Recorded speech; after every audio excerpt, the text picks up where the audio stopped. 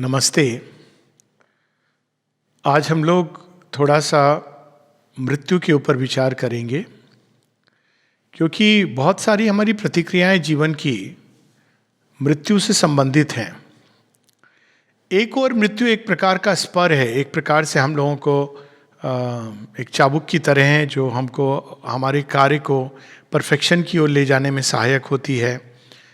किसी भी कृति को हम चाहते हैं कि वो इमॉर्टल हो जाए, और बहुत सारा एक प्रगति का मार्ग वास्तव में मृत्यु के कारण खुलता है।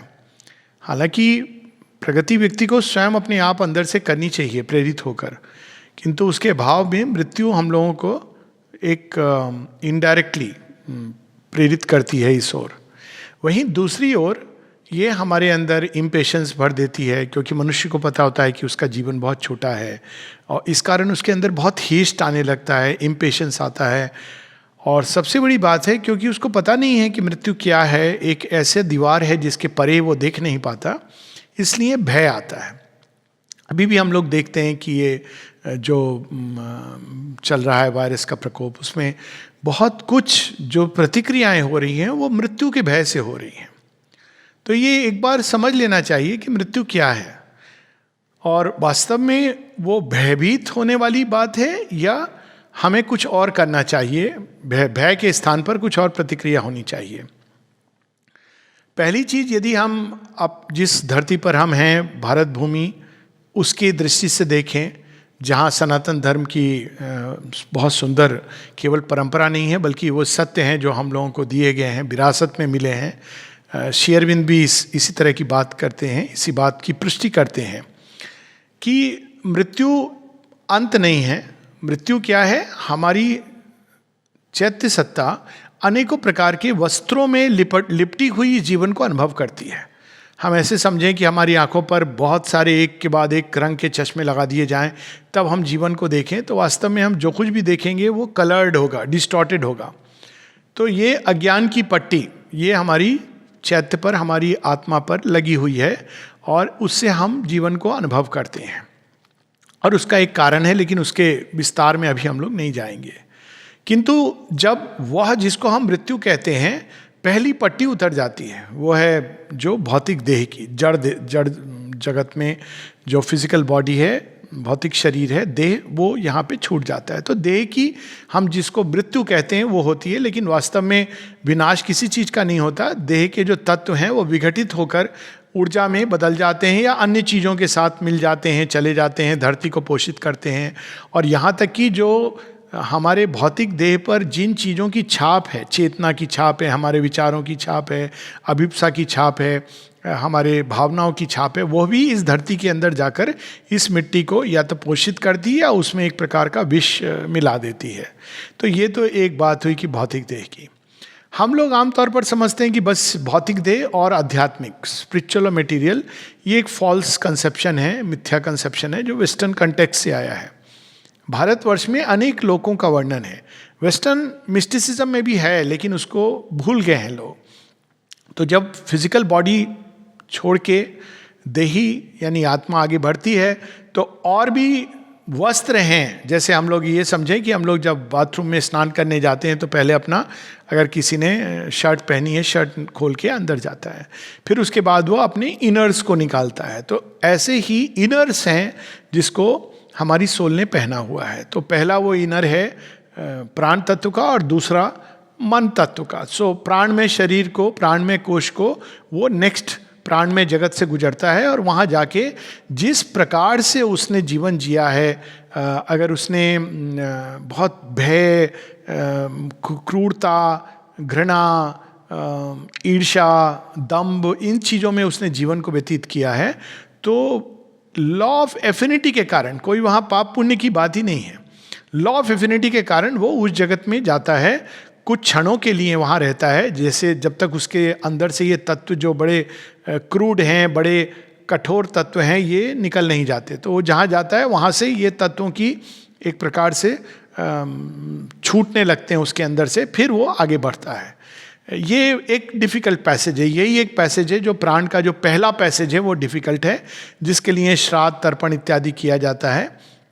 श्रीमा ने ये प्रोसेस को बहुत सिंपल कर दिया है। एक तो उनके कई कार्यों में से एक था कि एक टनल बनाना, प्रकाश की टनल की, ताकि जिन लोगों के अंदर थोड़ी सी भी श्रद्धा है ईश्वर के प्रति, वो उस टनल से जा कर के सेफ पैसेज में चले जाएं। उस टनल में जाते ही वो एक प्रकार से जैसे डिसैनिटाइजेशन की एक टनल आई थी कुछ समय पहले, हालांकि वो डिस्कार्ड हो गई, लेकिन ये टनल से हम जाएंगे तो वो प्रकाश ही हमारे अंदर ये जो क्रूड तत्व हैं जिनसे हम इस जीवन में जिसको नहीं छोड़ पाए या जो बुरी तरह चिपके हुए हैं, वो उसको सोख लेगी अपने अंदर।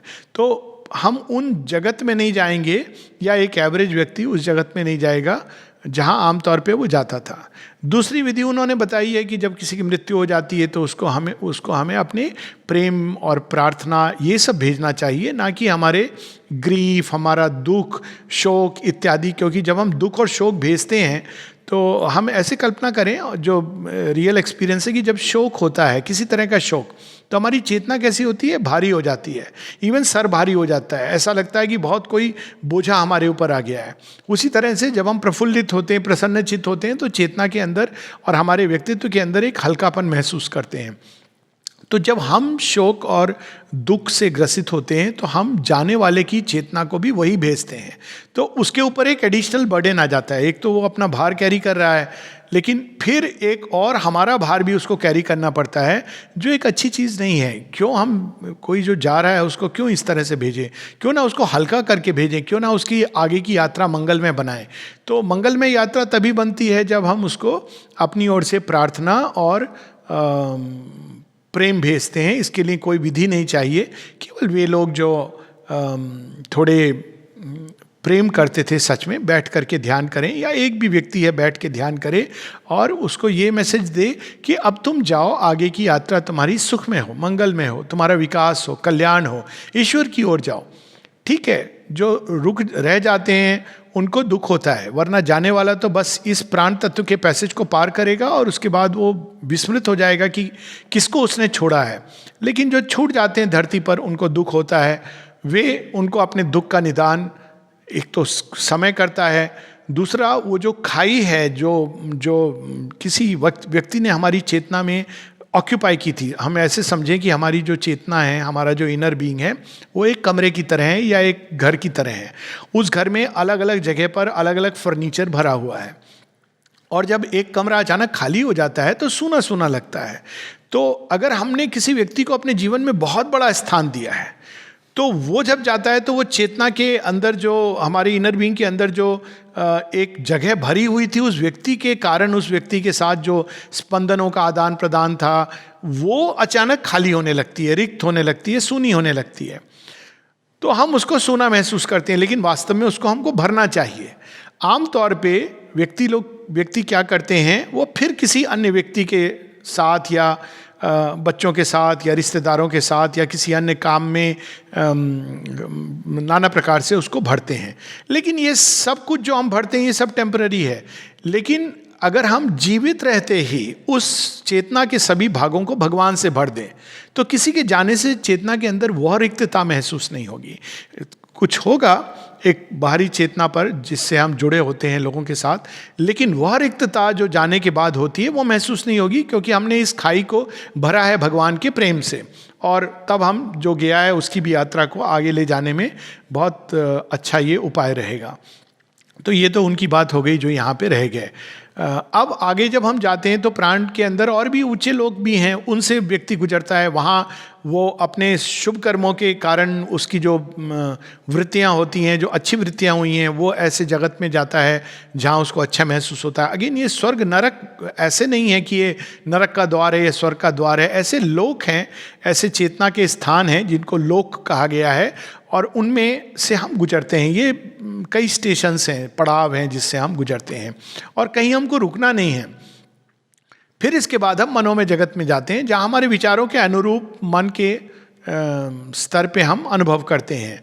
मन को हम ऐसे, मन के रीजन को हम एक थोड़े पहाड़ की तरह ले लें कि जो लोग मन में बड़े शंका और भय या डाउट्स इसके साथ बड़े पीड़ित थे, तो वो ऐसे स्थानों में जाते हैं जहाँ वो रास्ता भूल जाते हैं। कई बार हम लोग स्वप्नों में देखते हैं कि हम रास्ता भटक गए हैं, भूल गए हैं, क्योंकि हमारा मन इस प्रकार की चेतना के घेरे में है। या स्पष्ट साफ मैदान जहाँ प्रकाश है, अगर हमारा मन इस प्रकार का है तो उस प्रकार से मन की भूमि से हम गुजरते हैं और अंत में अंततः गत्वा हम चैत्य भूमि पर आते हैं। चैत्य भूमि पर आकर के, चैत्य भूमि कहाँ है? जो ओवर माइंड जिसको शेरविंद बताते हैं, प्लेन ऑफ ट्रू गॉड्स, यानी देवताओं, देव भूमि जो है, त्रिलोक की जो अल्टीमेट देव भूमि है उसके थोड़ा सा नीचे, इमीडिएटली उसके नीचे, और वहाँ जाकर हम जो जगन माता की गोद में, वर्ल्ड मदर की गोद में विश्राम करते हैं। हम एक सुषुप्ति की अवस्था में चले जाते हैं। इसके पार हम जा नहीं सकते हैं जब तक हमने अंदर में मुक्ति ना प्राप्त कर ली हो, या जो भी अज्ञान में हमारे अनुभव हैं जिनके कारण हमें बार बार इससे गुजरना पड़ता है, जब तक हमने वो पूर्ण स्कूलिंग पूरी ना हो गई हो। उसके बाद हम चाहें तो इसके पार जा सकते हैं, या फिर हम वापस आ सकते हैं भगवान का काम करने के लिए, भगवान की किसी ऊर्जा, शक्ति या उनकी विभूति बनकर। वो एक दूसरा लाइन ऑफ ग्रोथ है। किंतु साधारणतया हम अधिक से अधिक चैत्य भूमि पर जाते हैं जहाँ का वातावरण बहुत सुंदर है। शेरविंद इसको डिस्क्राइब करते हैं सावित्री में, बुक 2 कैंटो 14 में, द वर्ल्ड सोल। और वहाँ पे थोड़ी देर के लिए हमें भगवान की चाशनी चटा दी जाती है, उनके मधुरता की चाशनी और उनके आनंद की थपकी, जिसमें हम सो जाते हैं और जो कुछ हमारे साथ जिससे चलते हम पीड़ित थे, दुख, शोक, काटा, वो सब निकल जाता है। क्योंकि वो एक ऐसी थपकी है जिसमें शेरविंद बताते हैं कि हमारे सारी पीड़ा आनंद के कॉइन्स में चेंज हो जाती है। इसको हम इस तरह से देखें कि अभी जब बच्चे स्कूल में होते हैं, छोटे बच्चे हैं, उनके लिए नर्सरी और किंडरगार्टन की ये स्कूल ही बहुत बड़ा एक ऑर्डियल लगता है, एक बहुत बड़ी साधना होती है। तीसरी चौथी क्लास में मार्क बुरे आ गए, पेरेंट्स भी गुस्सा हो रहे हैं, टीचर भी गुस्सा हो रहे हैं। होना नहीं चाहिए लेकिन ऐसा होता है। वही बच्चा जब बड़ा होकर के कहीं पर डॉक्टर, इंजीनियर या कोई भी काम करता है, अपने जीवन में व्यस्त हो गया है, तो जब वो पीछे देखता है तो क्या करता है? हंसता है, कहता है हाँ मेरे साथ भी हुआ था। उस समय वो नहीं हंस रहा था। यानी समय के साथ वो चीज़ धीरे धीरे एक अलग चीज़ में रूपांतरित होती जाती है, जो उसके अंदर जॉय बन के उसको पोषित करता है। कुछ लोग उसमें बहुत लंबे समय तक उलझे रहते हैं, कुछ चीज़ों की छाप वो कैरी करता है, लेकिन आमतौर पर ये होता है। और भगवान की टच हो तो बहुत शीघ्र हो जाता है।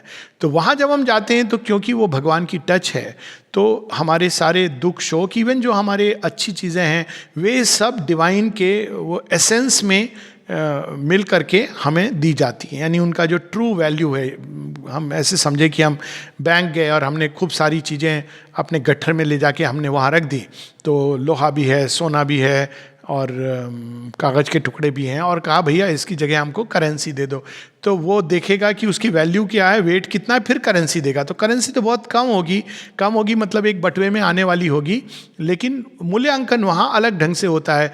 हमने बहुत बड़ा गठरा ले गए, लेकिन वो ले गए लोहे का, तो उसकी करेंसी जो मिलेगी कम होगी। सोने का एक छोटा सा टुकड़ा ले गए, उसकी करेंसी ज़्यादा होगी। तो इस प्रकार से हमारे अच्छे बुरे कर्मों का एसेंस जो होता है, उसको हमारी आत्मा दुग्धपान की तरह लेती है, फिर वो सो जाती है। जैसे बच्चे को दूध दे दिया जाता है, सो जाता है, और वो उसको एसिमुलेट करती है। यानी वो जहाँ जहाँ उसको वो करेंसी अपने अंदर लगानी है आगे के भविष्य के अनुभव के लिए, वो उसको एसिमुलेट कर लेता है। फिर समय आता है जब उसको आगे भविष्य की यात्रा करनी है, तब वो चुनता है कि कहाँ मुझे आना है, कौन सा मेरा जो अनुभव है अधूरा रह गया, कौन सी चीज़ अभी भी मुझे जाननी है, और उस हिसाब से वो अपने माता पिता का चुनाव करता है। अगेन इसमें पाप, पुण्य और पुरस्कार और दंड की बात नहीं है। बड़े सुंदर ढंग से माता जी बताती हैं कि कल्पना करें कि कोई व्यक्ति है जो एक जन्म में राजा था, और उसने देखा कि वास्तव में राजा का जीवन तो दास का जीवन है, वो फ्रीली कहीं घूम नहीं सकता है। तो उसने ये चाहा उसकी सोल ने कि नेक्स्ट लाइफ में मैं एक साधारण किसान के घर में जन्म लूँगा या लूँगी, और वो इस प्रकार से जन्म लेती है। तो ये नहीं कि एक साधारण किसान का घर जहाँ धन धान्य नहीं है उतना ज़्यादा, शायद धान्य हो भी, धन नहीं है शायद इतना ज़्यादा, एक गांव में है, तो ये कोई पुराने जन्म में पाप था, जबकि एक अमीर परिवार में जन्म लेना एक बहुत बड़ा पुण्य का काम था। ऐसा नहीं है, बल्कि माँ कहती हैं कि वास्तव में अमीर घर में पैदा होना कई बार इट्स ए कर्स, एक श्राप है। क्योंकि जो बाइबल में लिखा है कि एक ऊँट को पूंछ के द्वारा उस एक सुई की नोक से पार करना ज़्यादा आसान है, सुई की जो आंख होती है उससे पार करना ज़्यादा आसान है बजाय इसके कि एक अमीर व्यक्ति को भगवान की ओर मोड़ना, क्योंकि वो हिसाब किताबी करता रहेगा, देखेगा मुझे क्या नफ़ा होगा क्या नुकसान होगा। तो इसको हम जैसे मूल्यांकन करते हैं कि अरे बड़े अमीर घर परिवार में पैदा हुआ, गोल्डन स्पून के साथ या सिल्वर स्पून के साथ, तो बहुत ही उसका कोई उसने बड़े पुण्य किए होंगे। It may be just the opposite, just the other way round. तो इस प्रकार से वो फिर जन्म लेती है। अब इस दृष्टि से अगर हम देखें, जिसमें एक एवरेज इंडियन विश्वास करता है, एक कम से कम भारतीय जो हिंदू सभ्यता से जुड़ा हुआ है, तो मृत्यु में शोक कैसा, किस बात का शोक समारोह? जो गया है वो प्रगति की राह पे जा रहा है, तो फोकस कहाँ होना चाहिए? एक अच्छे जीवन को जीने का, ताकि हमारे आगे का मार्ग प्रशस्त हो, हम प्रगति अच्छी कर सकें, ईश्वर की ओर मुड़ना, उनका ध्यान करना, इस ओर फोकस होना चाहिए। इसलिए नहीं कि मृत्यु से भय है, मृत्यु तो कुछ नहीं है, वो कपड़े बदलना है। श्री अरविंद अपनी एक कविता में लिखते हैं, मृत्यु है परिधान बदल करना प्रतीक्षा, वधु वस्त्र में चिर प्रेमी का शाश्वत वर का। ये भगवान का ऑफिस है, वो भगवान का घर है, उनकी गोद है, तो इसमें डर और भय कैसा, इसमें शोक और शंका कैसी? लेकिन फोकस हमारा ये नहीं होना चाहिए कि मृत्यु के बाद क्या होगा। फोकस होना चाहिए, यदि हम इसको मान के चलें, कि हम अपने जीवन सुंदर जिएं। और ये भारतवर्ष में ये रही है, ये एक धर्म के जीवन को जीने की एक जो अभ्यास है, जो हम लोगों ने सीखा है, वो इसी कारण है, क्योंकि हम प्रगति के मार्ग पर, मृत्यु भी प्रगति का एक द्वार है। ये ईश उपनिषद में इसको बड़े सुंदर ढंग से बताया गया है।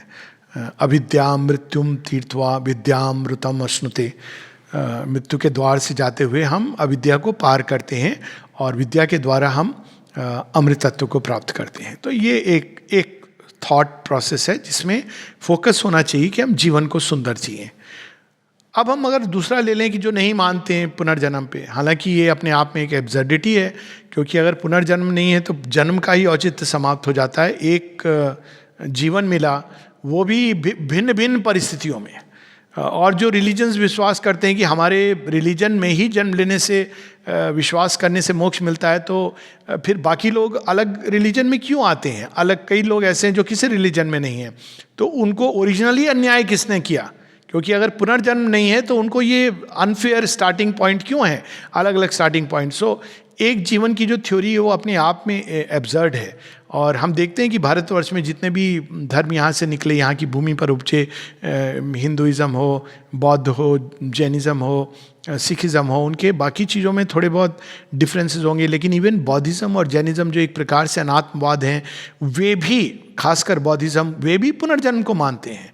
हालांकि अगर अनात्मवाद है तो पुनर्जन्म कौन लेता है, इल्यूजनिज्म की भी ये समस्या है, लेकिन वो एक दूसरा विषय है, उसमें अभी हम नहीं जाएंगे। किंतु अगर हम ये भी मान के चलें कि पुनर्जन्म नहीं है, एक मिनट को हम मान लें, लेकिन इन रिलीजन्स के आधार पर हम माने कि हमारा एक ही जीवन है, तो भी अगर हम उसको देखें तो फोकस कहाँ है? मृत्यु के बाद क्या होना है? एक जजमेंट डे होगा, जब भगवान हमें उठाकर कब्रगाह से पूछेंगे कि तुम कैसे हो, तुमने क्या किया, हमारा लेखा जोखा। वहाँ पर भी कोई मिस्टर चित्रगुप्त होंगे, वो देखेंगे, बताएंगे, उसके अनुसार हमको या तो स्वर्ग में जगह मिलेगी, साल्वेशन होगा, या नरक में। तो अगर हम इसको मान के चले एक व्यक्ति, तो भी फोकस कहाँ है? फोकस मृत्यु के बाद पर नहीं है, फोकस होना चाहिए कि हमारा जीवन कैसा रहा। यानी कोई व्यक्ति ईसाई या मुसलमान इसलिए नहीं हो जाता क्योंकि वो बिलीफ सिस्टम को एक मानता है। वो सच्चा ईसाई या मुसलमान तब होता है जब वो क्राइस्ट के जीवन को अपने जीवन में उतारता है, या जो कहा गया है कि दया होनी चाहिए सब प्राणी मात्र के प्रति, उस प्रकार का वो जीवन जी रहा है, जैसा कि उसके स्क्रिप्चर में कहा गया है। उस प्रकार का अगर वो जीवन जिएगा तब उसके लिए ये आगे का रास्ता खुलेगा। बल्कि ये तो और भयानक है कि हम किसी रिलीजन को मानते हैं और उसके अनुसार जीवन को नहीं जीते हैं। ये तो दोहरी मानसिकता हुई, जो और भी भयानक है।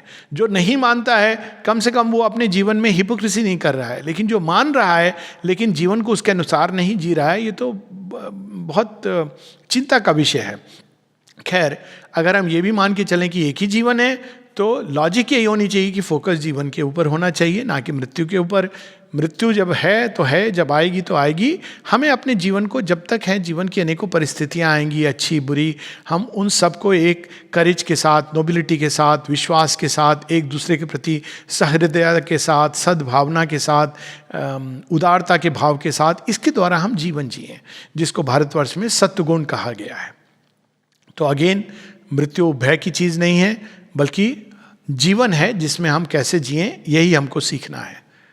तीसरा, अगर हम एक्सट्रीम पोजीशन ले लें मेटीरियलिस्ट की, जो मानता ही नहीं कि आत्मा है, तो अगर हम उस पोजीशन को भी ले लें तो फिर मृत्यु का भय कैसा? अगर कुछ है ही नहीं, मृत्यु के बाद सब मट्टी से बना मट्टी में चला जाएगा, तो what is the fear about?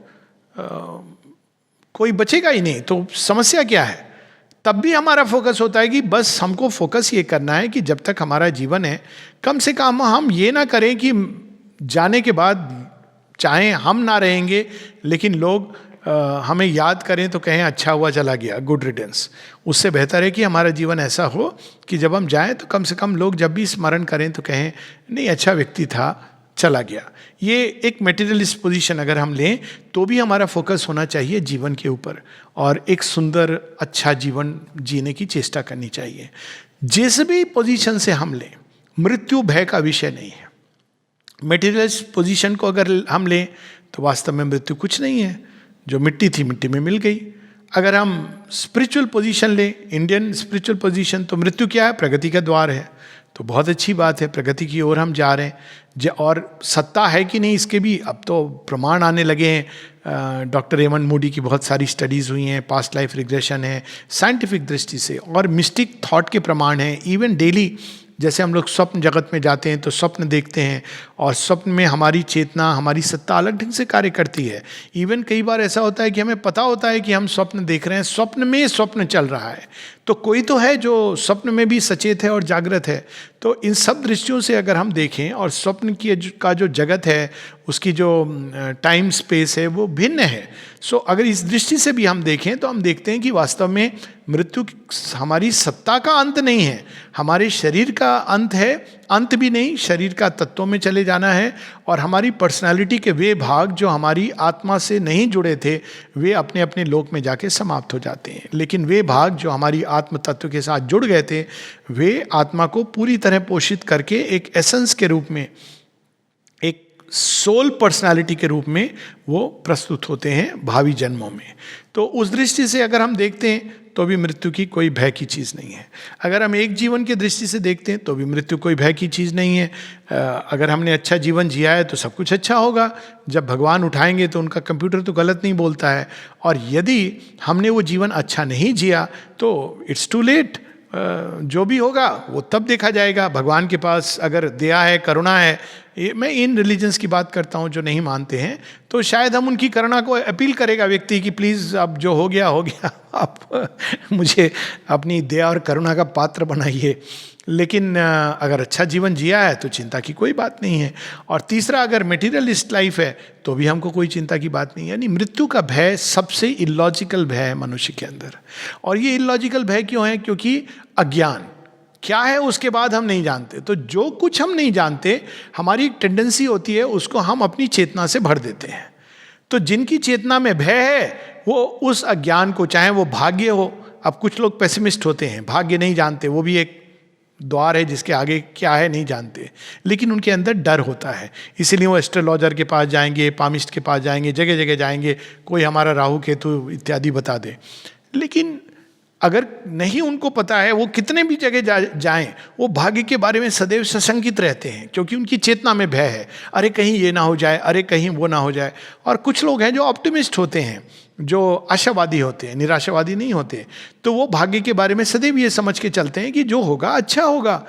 ईश्वर है तो ईश्वर की मर्जी से होगा, तो ईश्वर की मर्जी होगी तो बहुत ही अच्छा होगा। क्यों उनकी मर्जी होगी किसी को पीड़ा देने की? और अगर ईश्वर नहीं है तो भी ऐसे लोग हैं जो मान के चलते हैं कि जो जीवन में होगा अच्छा होगा, क्योंकि वे आशावादी हैं। तो वो भाग्य को भी उससे भर देते हैं। यानी कुल मिलाकर ये कि मृत्यु का भय बिल्कुल इलॉजिकल है। ये हमारे बस अज्ञान को दर्शाता है। और यदि हम मृत्यु को देखने लगें थोड़ी सी भी इवन तर्क की एनालिसिस के साथ, इसमें बहुत गूढ़ स्पिरिचुअल नॉलेज की ज़रूरत नहीं है, तो हम देखेंगे कि इसका भय बहुत ही प्रिमिटिव है। और ये शायद हमारी सेल्स में जब पशु की चेतना थी तो अटैक्स होते थे और मृत्यु होती थी, तो वो जो भय जो जाता था मृत्यु के समय पशु की चेतना में, ये उसका एक हमारे ह्यूमन कॉन्शियसनेस में उसका एक पास्ट एटविज्म है जो हमारे ऊपर आ गया है। लेकिन हम मनुष्य हैं, पशु नहीं हैं, तो हम उसको, उस अज्ञात भय को ज्ञान के द्वारा भर सकते हैं, तर्क के द्वारा देख सकते हैं। और सबसे सुंदर है यदि हम अपने अंदर जा कर के चैत्य को अनुभव कर लें, चैत्य के साथ एक हो जाएं, तब हम जानते हैं कि हम इमॉर्टल हैं, अमर हैं। और हम जानते हैं कि हमने नाना प्रकार की भिन्न भिन्न देश कालों में परिस्थितियों में जन्म लिया है, तो ये जो नैरोनेस है, संकीर्णता है, ये सब समाप्त हो जाती है। तब हम ये नहीं कहते कि हम हिंदू हैं या मुसलमान हैं या ईसाई हैं उस नैरो सेंस में। तब हम ये जानते हैं कि हम सबके अंदर वही शाश्वत सत्य है, और आज इस कुल में जन्मा है, कल कभी और जन्मेगा, आज इंग्लैंड में है, कल अमेरिका में होगा, और अंत में जैसे कहा जाता है कि भारतवर्ष में जन्म लेगा, क्योंकि ऐसी मान्यता है कि जो बाकी जो देश हैं वो भोग योनि है, भारतवर्ष में जन्म लेना मतलब योग योनि, यानी जो जिन्होंने सच में अब तैयार हैं आगे बढ़ने के लिए, प्रगति करने के लिए भगवान की ओर, उनका जन्म सब न जाने कितने जन्मों के पुण्य के कारण भारत भूमि में होता है। ये मेरी मान्यता है, ये नहीं कि इसको एब्सोल्यूट ट्रुथ समझना चाहिए, लेकिन एक बड़ी सुंदर बात है ये। और अगर इस भूमि पर आके, और सच में कई हद तक सही है कि भारत में जन्म लेना एक बहुत बड़े एटलीस्ट एक कृपा का परिणाम है या सद्गुणों का परिणाम है। वो और बात है कि इसके बाद हम कहीं नहीं जाएंगे, ये तो सही नहीं है। सोल के अनेकों अनुभव हैं और घूमता है जब तक उस सारे अनुभव नहीं मिल पाते। बात भूमि की नहीं है, भूमि कितनी भी अच्छी हो, हम एक अमृत कलश के पास बैठे होंगे, लेकिन कई बार लोग होता है कि अनुभव कुछ और लेते हैं। पौंडीचेरी में ऐसे लोग हैं जो आके डिवाइन के बारे में नहीं पूछते हैं, वाइन शॉप के बारे में पूछते हैं और वाइन पी के चले जाते हैं। तो ये अपना अपना अनुभव है जो सोल लेती है अलग अलग भूमि पर मुख्य चीज़ जो ये हमें याद रखनी है कि भारतवर्ष में जन्म तो बहुत ही अद्भुत है। खैर, और अगर इस जन्म के साथ हमको कोई ऐसा गुरु मिल जाए, योग्य गुरु, जो हमको आगे का रास्ता बता दे, तो और भी अच्छा है। और यदि वो गुरु स्वयं अवतार हों जो भविष्य का मार्ग खोलने आए हैं, जैसे महर्षि अरविंद, तो फिर तो किसी भी प्रकार का, किसी भी चीज़ के लिए भय वास्तव में ये हमारे ही अंदर छिपी किसी असत्य निष्ठा का परिणाम है। तो लेट अस सेलिब्रेट लाइफ, हम जीवन को एक उत्सव के रूप में देखें, और अधिक प्रत्येक चीज़ को, कठिन घड़ी को भी, अच्छी घड़ी को भी, जब सब कुछ अच्छा चल रहा है तब भी, और जब सब कुछ अच्छा नहीं चल रहा है तब भी, पूरी तरह अपने आप को भगवान की ओर प्रस्तुत करने के लिए, भगवान की ओर मुड़ने के लिए, भगवान से जुड़ने के लिए हम उन क्षणों का उपयोग करें। नमस्ते।